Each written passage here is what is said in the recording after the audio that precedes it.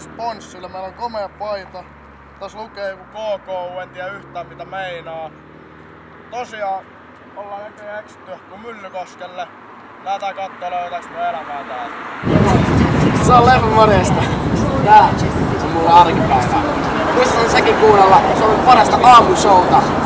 Arkiaamuisin 6–10. Eilen eksyttiin jonkun sählyjengin vuorolle ja tää KK-paita päällä tuli maaleiku Perälälle paistei polvelle pikkujouluissa.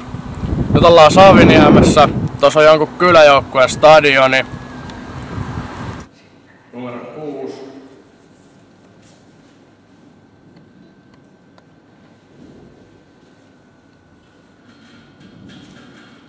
Numero 7.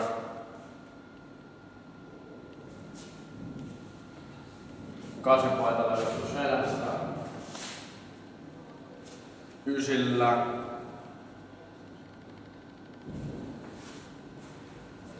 Ja viimeisin, mutta ei vähäisin, 10 painalla.